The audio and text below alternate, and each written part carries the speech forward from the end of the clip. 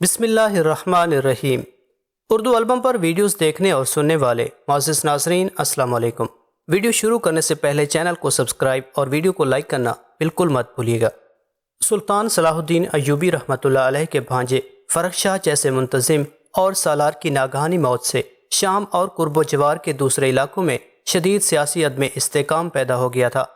صلیبی فدائین France جو پہلے ہی سلطان صلاح الدین ایوبی رحمۃ اللہ علیہ کو موصل اور حلب کے جنگی محاذوں پر مصروف پا کر دمشق کے نواحی علاقے تاراج کر رہے تھے، فرخ شاہ کی موت سے اور بھی دلیر ہو گئے تھے۔ اب ان کے راستے میں مضبوط چٹان حائل نہیں رہی تھی۔ نتیجتاً فرانس نے بھوسرا، زورا اور دریائے تک کے تمام مضافاتی علاقے تباہ و برباد کر ڈالے۔ کھڑی فصلوں اور باغات کو آگ لگا کر راکھ کا ڈھیر بنا دیا۔ سینکڑوں دیہاتی مسلمانوں کو قتل کر کے ان کے مکانوں کو آگ لگا دی اور نہایت وحشیانہ انداز میں مسلمان دوشیزاؤں کی بے آبروئی کی، اور سب سے بڑھ کر یہ کہ فرانس نے سوہایت کے علاقے میں آگے بڑھ کر اس پہاڑی قلعے پر قبضہ کر لیا جو بہت زیادہ مضبوط اور مستحکم تھا۔ فرانس کی طرف سے اٹھائے جانے والے قتل و غارت کے طوفان کی خبروں نے سلطان صلاح الدین ایوبی رحمۃ اللہ علیہ کے دل سے فرخ شاہ کی موت کا صدمہ وقتی طور پر فراموش کر دیا تھا۔ نتیجتاً وہ نہایت خیز و غضب کے عالم میں اپنی فوج لے کر دمشق کی طرف بڑھے۔ ابھی سلطان صلاح الدین ایوبی رحمۃ اللہ علیہ نے دمشق پہنچ کر دم بھی نہیں لیا تھا کہ ایک اور دل دہلا دینے والی خبر ان کا انتظار کر رہی تھی۔ اچانک ایک برق رفتار قاصد مصر سے دمشق پہنچا اور اس نے سلطان صلاح الدین ایوبی رحمۃ اللہ علیہ کو اطلاع دیتے ہوئے کہا، کرک کا حاکم رجنالڈ عرب پر حملہ کرنے کے لیے اپنے علاقے سے نکل کھڑا ہوا ہے۔ یہ خبر سنتے ہی چند لمحوں کے لیے سلطان صلاح الدین ایوبی رحمۃ اللہ علیہ پر سکتہ سا طاری ہو گیا۔ یہ وہی رجنالڈ تھا جس نے پیغمبر اسلام صلی اللہ علیہ وسلم کی شان میں نہ صرف گستاخی کی تھی بلکہ مکہ معظمہ اور مدینہ منورہ کو صفحہ ہستی سے مٹانے کا عہد بھی کیا تھا، جس کے جواب میں خود سلطان صلاح الدین ایوبی رحمۃ اللہ علیہ نے یہ قسم کھائی تھی کہ اگر حق تعالیٰ نے انہیں رجنالڈ کے جسم پر تصرف بخش دیا تو وہ اس مردود و ملعون کو اپنے ہاتھ سے قتل کریں گے۔ اس کے ساتھ ہی سلطان صلاح الدین ایوبی رحمۃ اللہ علیہ نے اپنے امراء کو بھی حکم دیا تھا کہ وہ وقتاً فوقتاً انہیں ان کی قسم یاد دلاتے رہیں۔ آج جب مصری سفیر نے سلطان صلاح الدین ایوبی رحمۃ اللہ علیہ کو رجنالڈ کی جنگی مہم کی خبر دی تو والی مصر پر سکوت غم کی لمحاتی کیفیت طاری ہو گئی، مگر وہ جلد ہی حالت جلال میں لوٹ آئے۔ پھر انہوں نے غیبانہ طور پر والی کرک رجنالڈ کو مخاطب کرتے ہوئے کہا، کیا معاذ اللہ تمام جانثاران اسلام مر گئے جو تیرے دماغ میں یہ پاگل پن سمایا ہے؟ پھر اسی وقت سلطان صلاح الدین ایوبی رحمۃ اللہ علیہ اپنی فوج کے ساتھ مصر کی طرف جا رہے تھے۔ مصر پہنچتے ہی سلطان صلاح الدین ایوبی نے اپنے بحری بیڑے کے سربراہ لولو کو طلب کیا اور مختصر طور پر والی کرک رجنالڈ کے شیطانی عزائم کا ذکر کرتے ہوئے کہا، میں نے اپنے ان دشمنوں کو بھی معاف کیا ہے جو میرے خون کے پیاسے رہے ہیں، لیکن رجنالڈ کو اپنے ہاتھ سے قتل کرنا میرا فرض عین ہے۔ تم اس بات سے میری نفرتوں کا اندازہ کر سکتے ہو۔ اس فتنہ گر کو روکو، چاہے اس مزاحمت میں پورا سمندر انسانی خون سے سرخ ہو جائے، بس میری زندگی میں اس کے ناپاک قدم مقامات مقدسہ تک نہ پہنچنے پائیں، ورنہ بروز حشر ہم سب کے لیے شرمندگی اور ذلت کے سوا کچھ نہیں ہوگا۔ امیر البحر لولو ایک فرض شناس فوجی افسر ہونے کے ساتھ ساتھ نہایت ذہین اور دیندار شخص بھی تھا۔ اب تک کئی بحری مارکوں میں اسی کی حکمت عملی نے نصرانیوں کو شکست فاش سے دوچار کیا تھا۔ سلطان صلاح الدین ایوبی رحمۃ اللہ علیہ کی زبانی رجنالڈ کے شیطانی ارادوں کی تفصیل سن کر امیر البحر کے چہرے پر بھی نفرت و غضب کا رنگ ابھر آیا اور اس نے بآواز بلند کہا، اگر حق تعالیٰ کی تائید و نصرت ہمارے ساتھ رہی تو سلطان محترم بہت جلد سمندر کی تاریخ بھی بدلتے ہوئے دیکھیں گے۔ پھر جب امیر البحر لولو اپنا بیڑا لے کر اس نئی جنگی مہم پر روانہ ہوا تو سلطان صلاح الدین ایوبی رحمۃ اللہ علیہ اسے رخصت کرنے کے لیے ساحل سمندر تک آئے اور اس وقت تک کھڑے رہے جب تک ایک ایک جہاز ان کی نظروں سے اوجھل نہیں ہو گیا۔ پھر انہوں نے اپنے دونوں ہاتھ آسمان کی طرف دراز کر دیے اور نہایت رکت آمیز لہجے میں دعا کی، اے مالک بحر و بر، پانی کی ان سرکش موجوں اور طوفانی ہواؤں کو اپنے نام لیواؤں کے لیے مسخر فرما دے، ہمارے بازوں کو طاقت اور شمشیروں کو کاٹ عطا کر، ہماری کمانوں کو ٹوٹنے سے محفوظ رکھ اور تیروں کو ان کے ہدف تک پہنچا دے کہ ہر شے تیرے ہی قبضہ و قدرت میں ہے، اور ہم گناہگاروں کا شمار ان بندوں میں فرما جو تیرے اور تیرے حبیب صلی اللہ علیہ وسلم کے گھر کی حفاظت کرنے والے ہوں۔ اے تمام جہانوں کے پالنے والے، ہمیں اس سعادت سے محروم نہ کر اور دشمنوں پر غلبہ عطا فرما کہ تمام تعریفیں اور بڑائیاں تیرے ہی لیے ہیں۔ سلطان صلاح الدین ایوبی رحمۃ اللہ علیہ کی پورا سر دعا سن کر دوسرے امراء کی آنکھیں بھی نم ہو گئی تھیں۔ والی کرک رجنالڈ نے اپنے بحری جہازوں کو 2 حصوں میں تقسیم کر کے اسکلان کے راستے خلیج عقبہ تک پہنچایا، پھر اپنی جنگی حکمت عملی ترتیب دیتے ہوئے بحیرہ کلزم کے افریقی ساحل پر 2 جہاز پہنچا کر ایلا کی ناکہ بندی کرا دی۔ یہی وہ بندرگاہ تھی جس سے مصری بحری بیڑے کے حملے کے امکانات تھے۔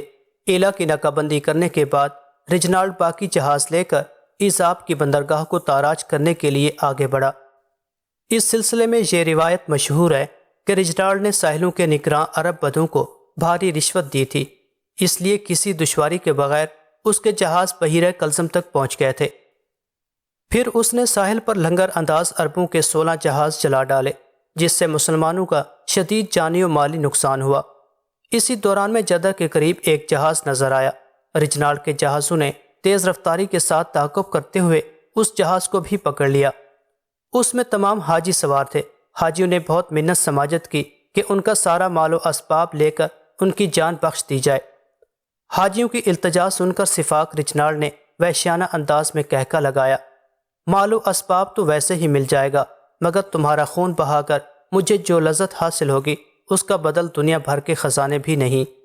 پھر کچھ دیر تک فضا میں مسلمان عورتوں اور مردوں کی چیخیں گونجتی رہیں اور مسلمانوں کا خون بہتا دیکھ کر رجنالڈ مسلسل کہکے لگاتا رہا، یہاں تک کہ سمندر کی فضا پر گہرا سکوت چھا گیا، کیونکہ حج بیت اللہ کی سعادت حاصل کرنے کے لیے جانے والا اس جہاز کا آخری مسافر بھی قتل ہو چکا تھا۔ اس کے بعد رجنالڈ نے ایزاب کی بندرگاہ پر اپنے جہازوں کو لنگر انداز ہونے کا حکم دیا۔ وہ یہاں ٹھہر کر سمندری فضا کا جائزہ لینا چاہتا تھا۔ اسی دوران میں کوس کی طرف سے مسلمانوں کا ایک قافلہ آ نکلا۔ رجنالڈ کے بحری قزاقوں نے پورے قافلے کو پہلے گرفتار کیا، پھر ان کا سارا مال و اسباب لوٹ کر ایک ایک فرد کو قتل کر دیا اور ان سب کی لاشیں سمندر میں پھینک دی گئیں۔ والی کرک اپنی مسلسل کامیابیوں پر بہت خوش تھا۔ پھر جب اس نے لوٹے ہوئے غذائی سامان اور مال و زر کا جائزہ لیا تو بے اختیار ایک پرجوش نعرہ لگایا، خداوند خدا کے کرم سے ہمارے پاس بہت سا سامان رسد جمع ہو گیا ہے، اب ہم طویل بحری جنگ لڑ سکتے ہیں اور ہماری منزل زیادہ دور نہیں ہے۔ مردود رجنالڈ کی منزل اس کے سوا کوئی اور نہیں تھی کہ وہ مدینہ منورہ پہنچ کر معاذ اللہ سرکار دو عالم صلی اللہ علیہ وسلم کے روضہ اقدس کو نقصان پہنچائے۔ عرب کے چند بے ضمیر بدھوں نے سیم و زر کے بدلے اپنی مذہبی حمیت کو فروخت کر کے رجنالڈ جیسے شیطان کو اور بھی بے باک بنا دیا تھا، اور وہ سمجھنے لگا تھا کہ کسی بھی مشکل کے وقت اتنی ہی آسانی سے دوسرے مسلمانوں کو بھی خریدا جا سکتا ہے۔ یہ والی کرک رجنالڈ کی خوش نصیبی تھی کہ دوسرے دن ہی یمن سے آنے والے 2 جہاز بھی اس کے قبضے میں آ گئے۔ یہ دونوں جہاز مقامات مقدسہ کے لیے سامان لے کر جا رہے تھے۔ رجنالڈ نے ان دونوں جہازوں کو بھی اپنے بحری بیڑے میں شامل کر لیا اور ان کے نگرانوں کو قتل کرا دیا۔ امیر البحر لولو 50 جہازوں کے ساتھ مصر سے رخصت ہوا تھا۔ اس کی بحری فوج میں بہترین تیراک اور ماہر تیر انداز شامل تھے۔ اس کے تمام جہازراں جہاز چلانے کے فن میں بے مثال مہارت رکھتے تھے۔ جب وہ اپنا بیڑا لے کر ایلا کی بندرگاہ کے قریب پہنچا تو اسے عیسائیوں کے 2 جہاز نظر آئے۔ یہ وہی جہاز تھے جنہیں رجنالڈ نے ایلا کی ناکہ بندی کے لیے متعین کیا تھا، اور اس کے ساتھ ہی یہ حکم بھی دیا تھا کہ مسلمانوں کے کسی جہاز کو بھی ادھر سے گزرنے نہ دیا جائے۔ مگر جب عیسائی جہازرانوں نے مسلمانوں کا انتہائی طاقتور بحری بیڑا دیکھا تو وہ خوفزدہ ہو کر بھاگ کھڑے ہوئے۔ اس طوفان کو روکنا ان کے بس میں نہیں تھا۔ مسلمان جہازراں بہت زیادہ پرجوش نظر آ رہے تھے۔ اگر وہ چاہتے تو مٹی کے تیل میں بھیگی ہوئی روئی کو آگ لگا کر ہلکی مجیکوں کے ذریعے آتشی گولوں کی بارش کر کے دشمن کے جہازوں کو تباہ کر سکتے تھے، لیکن امیر البحر لولو نے اپنے تمام جہازرانوں کو سختی کے ساتھ ایسا کرنے سے روک دیا تھا۔ آج تمہاری برگرفتاری کا امتحان ہے، تمہیں ہر حال میں عیسائی جہازرانوں کو گرفتار کرنا ہے۔ اپنے امیر کا حکم سنتے ہی تمام جہازراں طوفانی لہروں کی طرح آگے بڑھے اور پھر تھوڑی دیر تعاقب کرنے کے بعد رجنالڈ کے دونوں جہازوں کو گھیر لیا۔ کچھ عیسائی تیر اندازوں نے مزاحمت کرنے کی کوشش کی، لیکن مسلمان تیر اندازوں کی مہارت ان پر غالب آ گئی۔ پھر تمام عیسائی جہازراں اور سپاہی گرفتار کر کے امیر البحر لولو کے سامنے پیش کر دیے گئے۔ تم نے کس کے حکم سے ایلا کی ناکہ بندی کی تھی؟ امیر البحر لولو کی آواز کا لہجہ انتہائی قہرناک تھا۔ امیر البحر کے اس سوال کے جواب میں عیسائی جہاز راں خاموش رہے۔ میرے سزا دینے کا انداز دوسرے لوگوں سے بہت زیادہ مختلف ہے۔ امیر البحر لولو کا لہجہ کچھ اور غضبناک ہو گیا تھا۔ میں اپنے دشمن کو ایک وار میں قتل نہیں کرتا کہ وہ آسان موت مر سکے۔ مجھے سمندری مچھلیوں کی بھوک کا بھی خیال ہے، اس لیے میں تم سب کے ایک ایک عضو کو مرحلہ وار کاٹوں گا اور پھر اسے سمندر کے حوالے کروں گا۔ اس دردناک سزا کا ذکر سن کر تمام عیسائی جہازرانوں اور سپاہیوں نے حوصلے ہار دیے اور جان بخشی کی شرط کے ساتھ زبان کھولنے کے لیے آمادہ ہو گئے۔ پھر جب امیر البحر لولو نے سلیبیوں سے ان کی جانوں کے تحفظ کا وعدہ کر لیا تو ایک عیسائی نے سہمے ہوئے لہجے میں کہا، ہمیں شاہ رجنالڈ نے ایلا کی ناکہ بندی کا حکم دیا تھا، رجنالڈ اس وقت کہاں ہے؟ امیر البحر لولو نے دوسرا سوال کیا۔ اس کا لہجہ بدستور غضبناک تھا۔ امیر البحر کے اس سوال پر تمام عیسائیوں کے چہروں پر سراسیمگی اور بدحواسی کے آثار نظر آنے لگے، جیسے وہ اس سوال کا جواب دینے سے گریزاں ہوں۔ امیر البحر لولو نے چند لمحے انتظار کیا اور پھر پوری طاقت سے چیخا، تمہاری جانوں کی سلامتی میرے ہر سوال کے تسلی بخش جواب سے مشروط ہے۔ یہ کہہ کر امیر البحر نے اپنے سپاہیوں کی طرف دیکھا۔ دوسرے ہی لمحے تمام شمشیریں بے نیام ہو گئیں۔ تلواروں کی چمک دیکھ کر عیسائی قیدیوں کے چہروں پر موت کسی زردی چھا گئی۔ شاہ رجنالڈ اپنے جہاز لے کر مدینے کی طرف گئے ہیں۔ آخر ایک سپاہی جہاز راں نے موت کے خوف سے وہ راز کھول دیا جسے بہادر اور غیرت مند سپاہی اپنے سینے میں چھپائے ہوئے موت کو گلے لگا لیتا ہے۔ اس کے بعد امیر البحر لولو نے عیسائی قیدیوں سے کوئی سوال نہیں کیا۔ وعدے کے مطابق ان سب کو ایلا کے ساحل پر اتار کر کھانے پینے کا سامان ان کے حوالے کر دیا گیا اور عیسائیوں کے دونوں جہاز اپنے تصرف میں لے لیے۔ اپنی اگلی منزل کی طرف روانہ ہونے سے پہلے امیر البحر لولو ان عیسائیوں سے مخاطب ہوا جو ایلا کے ساحل پر ناکام و نامراد کھڑے تھے۔ جب تم لوگ اپنی قوم میں واپس جاؤ تو ان عہد شکنوں کو بتانا کہ ہم مسلمان اپنا وعدہ کس طرح وفا کرتے ہیں۔ لولو اپنے وقت کا سب سے بڑا امیر البحر تھا۔ ذہانت اور شجاعت کے ساتھ اس کی یہ صفت بھی سب سے زیادہ نمایاں تھی کہ وہ سمندری جغرافیائی کا بھی بھرپور علم رکھتا تھا۔ وہ خالی اور فرصت کے اوقات میں بھی اکثر سمندری سفر پر رہتا تھا، اس لیے کوئی بحری راستہ ایسا نہیں تھا جو اس کی نظروں سے پوشیدہ رہتا۔ اپنے اس علم کی وسعت کے باعث امیر البحر لولو نے وہ راستہ اختیار کیا جو دوسرے جہاز رانوں کے لیے حیرانی کا سبب بن گیا۔ آخر ایک جہاز راں سے خاموش نہیں رہا گیا اور اس نے اپنے امیر البحر سے یہ سوال کر ڈالا، اس طرح تو ہم رجنالڈ کا تعاقب نہیں کر سکیں گے۔ جہاز راں کے لہجے اور چہرے سے شدید حیرت کا اظہار ہو رہا تھا۔ دوسرے الفاظ میں اس نے اپنے امیر البحر کے فیصلے سے اختلاف ظاہر کر دیا تھا۔ امیر البحر لولو نے بڑے ضبط و تحمل کے ساتھ اپنے جہاز راں کا اعتراض سنا اور انتہائی باوقار لہجے میں بولا، رجنالڈ ہم سے بہت پہلے بحری سفر پر روانہ ہوا ہے، اس لیے اصولی طور پر ہم اس کا تعاقب کرنے کی حیثیت میں نہیں ہیں۔ اب صرف حق تعالیٰ ہی ہمارا کارساز و مددگار ہے کہ وہ ہمیں صحیح راستے پر ڈال دے اور اس راستے کو ہمارے جہازرانوں کے لیے آسان و مختصر کر دے۔ اب مصری بیڑا ایک ایسی بحری راستے سے آگے بڑھ رہا تھا جس سے مسلمان جہازراں بالکل ناواقف تھے۔ امیر البحر کے حکم پر جہازوں کی رفتار تقریباً دوگنی کر دی گئی تھی۔ امیر البحر لولو کی بس ایک ہی کوشش تھی کہ وہ کم سے کم وقت میں اپنے ہدف پر پہنچ سکے۔ اس روز قدرت بھی مسلمانوں پر مہربان تھی اور بحیرہ کلثم میں دور تک کسی طوفان کے آثار نظر نہیں آ رہے تھے۔ مصری بیڑے کے پرجوش مسلمان جہازرانوں نے اپنی فنی مہارت اور جسمانی طاقت کا بھرپور مظاہرہ کیا، یہاں تک کہ تمام جہاز امیر البحر کے طے شدہ وقت کے مطابق الحورہ کی بندرگاہ پر پہنچ گئے۔ یہ بحیرہ کلثم کی ایک چھوٹی سی غیر معروف بندرگاہ تھی۔ الحورہ پہنچ کر امیر البحر لولو نے تمام جہازوں کو اسی سمندری مقام پر ٹھہر جانے کا حکم دیا۔ ایک بار پھر جہاز کے تمام عملے اور مسلمان سپاہیوں کو شدید حیرت ہوئی۔ کوئی نہیں جانتا تھا کہ امیر البحر نے بحری بیڑے کے قیام کے لیے اس معمولی سی بندرگاہ کا انتخاب کیوں کیا ہے۔ جب آخری جہاز بھی الحورہ پر آ کر ٹھہر گیا تو امیر البحر لولو اپنے جہاز سے نکل کر ساحل پر آیا اور ادھر ادھر نظریں دوڑانے لگا۔ تھوڑی دیر بعد چند مقامی عرب اپنے اونٹوں پر سوار کچھ فاصلے سے جاتے ہوئے نظر آئے۔ امیر البحر لولو نے فوری طور پر اپنے چند سپاہیوں کو حکم دیا، ان شتر بانوں سے جا کر دریافت کرو کہ اس سمندری راستے سے کچھ جہاز تو نہیں گزرے ہیں، اور یہ بھی معلوم کرو کہ اس علاقے میں کوئی غیر معمولی واقعہ تو پیش نہیں آیا ہے۔ پھر جب مصری سپاہیوں نے واپس آ کر امیر البحر کو بتایا کہ شتر بانو کے بیانات کے مطابق جہاں کی فضا مکمل طور پر پرسکون ہے، تو لولو کا فکرمند چہرہ یکایک بے پناہ خوشی کے جذبات سے چمکنے لگا اور بے اختیار اس کی زبان سے نکلا، حق تعالیٰ کا لاکھ لاکھ شکر ہے کہ ہم وقت سے پہلے گزر گئے۔ مسلمان سپاہیوں اور جہازرانوں کے لیے امیر البحر کی باتیں ناقابل فہم تھیں۔ پھر لولو نے اپنے سپاہیوں کو دوسرا حکم دیا کہ وہ قریب کی ساحلی بستی میں جا کر عرب بدوں سے منہ مانگے کرائے پر کم سے کم 50 گھوڑے حاصل کریں۔ امیر البحر کا یہ حکم بھی مسلمان سپاہیوں کے لیے ناقابل فہم تھا۔ مجبوراً وہ لوگ حکم کی تعمیل میں قریبی ساحلی بستی کی طرف چلے گئے۔ سپاہیوں کو روانہ کرنے کے بعد امیر البحر لولو دوبارہ اپنے جہاز کے عرشے پر آ کر کھڑا ہو گیا اور بے چین نظروں سے اس بحری راستے کی طرف مستقل نظریں جمائے دیکھتا رہا جہاں سے گزر کر اس کے جہاز الحورہ کی بندرگاہ تک پہنچے تھے۔ کوئی نہیں جانتا تھا کہ امیر البحر لولو کی آنکھیں سمندر میں کس کو تلاش کر رہی ہیں، یہاں تک کہ شام کے آثار نظر آنے لگے۔ طویل دوڑ دھوپ اور جستجو کے بعد مصری سپاہی 40 گھوڑے حاصل کرنے میں کامیاب ہو سکے تھے۔ امیر البحر لولو نے اپنی طرف سے کرائے کے علاوہ عرب بدوں کو مزید انعام دیتے ہوئے کہا، تم نہیں جانتے کہ بہت جلد اس علاقے میں اسلام کے دشمن آنے والے ہیں، اس لیے ضروری ہے کہ زیادہ سے زیادہ گھوڑوں کا انتظام کیا جائے۔ تمہاری طرف سے یہ گھوڑے ایک مذہبی خدمت ہوگی اور ہماری طرف سے تم لوگ بڑے انعام کے مستحق قرار پاؤ گے۔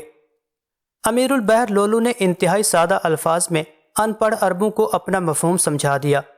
گھوڑوں کے مالک امیر البحر سے یہ وعدہ کر کے چلے گئے کہ وہ کل تک زیادہ سے زیادہ گھوڑے فراہم کرنے کی کوشش کریں گے۔ مسلمان سپاہیوں اور جہازرانوں کی سمجھ میں کچھ نہیں آ رہا تھا کہ امیر البحر کی حکمت عملی کیا ہے۔ پھر سب جہازوں کی روشنیاں بجھا دی گئیں اور تمام سپاہیوں کو باری باری پہرا دینے پر مقرر کر دیا گیا۔ نماز فجر کے بعد امیر البحر لولو نے اپنا ایک جہاز الحورہ کی بندرگاہ سے کھلے سمندر میں جانے کا حکم دیا۔ میرا خیال ہے کہ آج کسی نہ کسی وقت عیسائی جہاز اس طرف آئیں گے۔ رجنال کو سمندری راستوں کا علم نہیں، اس لیے وہ طویل راستہ طے کر کے الحورہ پہنچے گا۔ میں نے یہاں تک آنے کے لیے مختصر ترین راستہ اختیار کیا تھا۔ یہی وہ بندرگاہ ہے جہاں سے گزر کر مدینہ منورہ پہنچا جا سکتا ہے۔ اس انکشاف پر تمام جہازراں اور سپاہی حیرت زدہ رہ گئے۔ آج انہیں اندازہ ہوا کہ ان کا امیر کتنے دور کی سوچتا ہے۔ پھر امیر البحر لولو نے اس جہاز پر اپنے ماہر تیر اندازوں کا ایک دستہ متعین کرتے ہوئے ہدایت دی، تمہیں جیسے ہی دشمن کے جہاز نظر آئیں تم کچھ دور تک آگے بڑھو گے اور پھر اچانک اس طرح اپنے جہاز کا رخ موڑ دو گے کہ جیسے تم ان سے خوفزدہ ہو کر بھاگ رہے ہو۔ اگر خدا نخواستہ کسی وجہ سے نرخے میں آ جاؤ تو پوری استقامت سے مقابلہ کرنا، اللہ تمہارا حامی و ناصر ہے۔